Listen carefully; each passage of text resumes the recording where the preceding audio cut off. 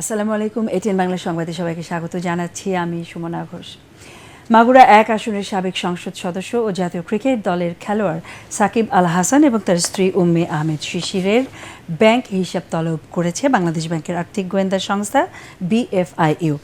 বিভিন্ন ব্যাংক ও আর্থিক প্রতিষ্ঠানের কাছে এই সংক্রান্ত নির্দেশনা পাঠিয়ে তাদের ব্যাংক হিসাবের যাবতীয় তথ্য চাওয়া হয়েছে। লেনদেন তলবের ক্ষেত্রে মানি লন্ডারিং প্রতিরোধ আইনের সংশ্লিষ্ট ধারা প্রযোজ্য হবে বলে চিঠিতে উল্লেখ করেছে BFIU। এতে তলব করা ব্যক্তির নাম, জাতীয় পরিচয়পত্র ও পাসপোর্টের তথ্য দেওয়া হয়েছে। এর আগে গত ২৪ সেপ্টেম্বর শেয়ারবাজারে কারসাজির অভিযোগে তারকা এই ক্রিকেটারকে ৫০ লাখ টাকা জরিমানা করে পুঁজিবাজার নিয়ন্ত্রক সংস্থা BSEC। ছাত্র জনতার আন্দোলনে রাজধানীর চাংখারপুলে পুলিশের গুলিতে শিক্ষার্থী শাহরিয়ার খান আনাসের মৃত্যুর ঘটনায় আন্তর্জাতিক অপরাধ ট্রাইব্যুনালে আরেকটি অভিযোগ দায়ের করা হয়েছে। এতে সাবেক প্রধানমন্ত্রী শেখ হাসিনাকে প্রধান করে ২৫ জনকে আসামি করা হয়েছে। আনাসের নানা সাইদুর রহমান খান বাদল সকালে আন্তর্জাতিক অপরাধ ট্রাইব্যুনালের চিফ প্রসিকিউটরের কাছে এই অভিযোগ দায়ের করেন। আনাসের মা সঞ্জিদা খান দীপ্তি তার ছেলের হত্যায় জড়িত ও হুকুমদাতাদের দৃষ্টান্তমূলক শাস্তির দাবি জানিয়েছেন। এ বিষয়ে ব্রিফিংয়ে চিফ প্রসিকিউটর তাজুল ইসলাম বলেন, আনাসের মতো শিশুদের হত্যার ঘটনাগুলো সর্বোচ্চ গুরুত্ব দিয়ে বিচার কাজ করবেন তারা। এদিন জাতীয়তাবাদী গণতান্ত্রিক আন্দোলন NDM এর পক্ষ থেকে আওয়ামী লীগ সহ ১৪ দলের বিরুদ্ধে মানবতা বিরোধী অপরাধের অভিযোগ দায়ের করা হয় ট্রাইব্যুনালে। আওয়ামী লীগ সহ ১৪ দলকে ১০ বছরের জন্য নিষিদ্ধ চেয়েছে তারা। বাচ্চাদের মানে ১৬, ১৭, ১৮ বছর বয়স গুলি খেয়ে হাত খুলে গেছে, গুলি খেয়ে পা খুলে গেছে, এবং এরা যারা জীবিত বেঁচে আছে কত হাজার প্রাণ হারিয়েছে সেটা পর্যন্ত আমরা জানি না। এই ধরনের মানবতা বিরোধী অপরাধের জন্য যারা দায়ী, তারা দল হোক, গোষ্ঠী হোক, অর্গানাইজেশন হোক, ব্যক্তি হোক, মিনিমাম তো ভাই ১০ বছর তাদেরকে নিষিদ্ধ ঘোষণা করা উচিত বলে আমি মনে করি। আওয়ামী লীগ সহ ১৪ দলের বিরুদ্ধে তাদেরকে বিচার প্রক্রিয়ার আওতায় আনার জন্য তাদেরকে এই মানবতা বিরোধী অপরাধের দায়ে তাদের বিরুদ্ধে তদন্তপূর্বক বিচার এবং আইন অনুযায়ী যথাযথ উপযুক্ত যে ব্যবস্থা সেটা গ্রহণের জন্য তারা দাবি জানিয়ে একটা অভিযোগ আমাদের কাছে দাখিল করেছেন।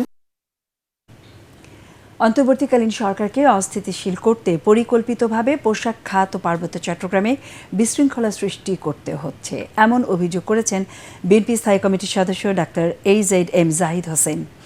নয়াপল্টনে দলের কেন্দ্রীয় কার্যালয়ে সংবাদ সম্মেলনে তিনি এসব ঘটনার ইন্ধনদাতা হিসেবে গণ আন্দোলনে ক্ষমতাচ্যুত শেখ হাসিনার সহযোগীদের দায়ী করেন।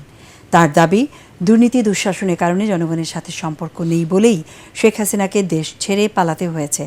ডাক্তার জাহিদ অভিযোগ করেন, প্রশাসনে এখনও স্বৈরাচারের দোসররা বহাল তবিয়তে রয়েছে। বন্যায় ক্ষতিগ্রস্ত বৃহত্তর নোয়াখালী অঞ্চলের শিক্ষার্থীদের জন্য শিক্ষা উপকরণ পাঠানোর দাবিও জানান তিনি। যত জায়গায় যত বিশৃঙ্খলা, ফ্যাক্টরিতে ভাঙচুর, কারণ ভাঙচুরের কারণ কি খোঁজ নিয়ে যেয়ে দেখবেন ওই ফ্যাক্টরির শ্রমিকই না। আজকে হিলট্রেক্সে হচ্ছেটা কি? হিলট্রেক্সে হচ্ছে বাংলাদেশকে অস্থিতিশীল করার একটা পরিকল্পনা, অর্থাৎ সর্বত্রই সেই রেখে যাওয়া স্বৈরাচারের দোসর যারা ছিলেন তারা এখন ভাবছে কবে তারা ঢুকবে, বিভিন্ন টুক করে ঢুকে পড়বেন, টুক করে ফেলে দিবেন, এই সমস্ত কথা বলে না। এখন আমরাও বসে আছি, দেশের মানুষ বসে আছে, টুক করে চলে আসুন, তখন দেখা যাবে আপনার ঝুপ করে কি হয়ে যায়। আসন্ন দুর্গাপূজাকে ঘিরে উস্কানি থাকলেও বিশৃঙ্খলা রোধে মাঠে তৎপর থাকবে র্যাব। শারদীয় দুর্গাপূজায় সকালে ও বিকেলে বিশেষ টহল থাকবে বলে জানিয়েছেন র্যাবের আইন ও গণমাধ্যম শাখার পরিচালক। তিনি আরও জানান, সারা দেশের পূজা মণ্ডপের নিরাপত্তায় কাজ করবে র্যাব। যে কোনো ধরনের অপ্রীতিকর পরিস্থিতি মোকাবেলায় প্রস্তুত থাকবে কমান্ডো, বোম ডিসপোজাল ইউনিট ও ডগ স্কোয়াড। কোনো জেলায় আমরা দেখতে পাচ্ছি যে ১০,০০০-এর মতো পূজা মণ্ডপ আছে। তো সেই সকল জায়গায় আসলে আমাদের র্যাব একটি এলিট ফোর্স হিসাবে আমরা মূলত স্ট্রাইকিং হিসাবে থাকব। যদি কখনও কোথাও কোনো ধরনের সমস্যা হয়, আমরা আমাদের মোবাইল নাম্বারগুলো তাদেরকে দেওয়া আছে। আমাদের ফোকাল পয়েন্ট প্রত্যেকটি 10টি থেকে 15টি করে পূজা মণ্ডপের জন্য একটি ফোকাল পয়েন্ট করা আছে। সেই ফোকাল পয়েন্টের মাধ্যমে যদি তাৎক্ষণিকভাবে আমরা কোনো ধরনের তথ্য পাই, আমরা সার্বক্ষণিকভাবে তৈরি আছি। চলতি মাসের জন্য ভোক্তা পর্যায়ে এলপি গ্যাসের নতুন দাম নির্ধারণ করেছে Bangladesh energy regulatory commission BERC। 12 KG সিলিন্ডারের দাম ৩৫ টাকা বাড়িয়ে ১,৪৫৫ টাকা নির্ধারণ করা হয়েছে, যা আজ সন্ধ্যা থেকে কার্যকর হবে। গত সেপ্টেম্বর মাসে 12 কেজির এলপিজি সিলিন্ডারের দাম ছিল 1,421 টাকা, তার আগের মাসে ছিল 1,377 টাকা। নতুন ঘোষণায় বলা হয়, বেসরকারি এলপিজির রিটেইলার পয়েন্টে ভোক্তা পর্যায়ের ভ্যাট সহ প্রতি কেজি 121 টাকা 32 পয়সা নির্ধারণ করা হয়েছে।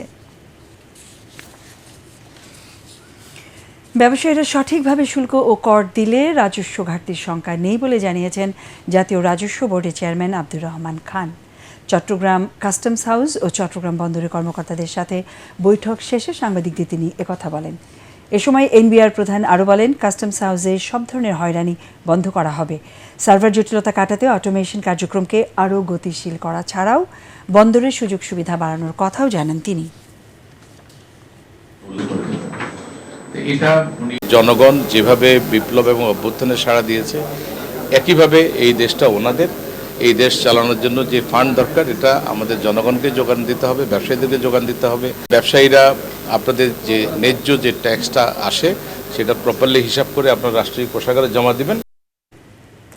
আমাদের পরের সংবাদ দেখার আমন্ত্রণ জানিয়ে এখনকার মতো শেষ করছি।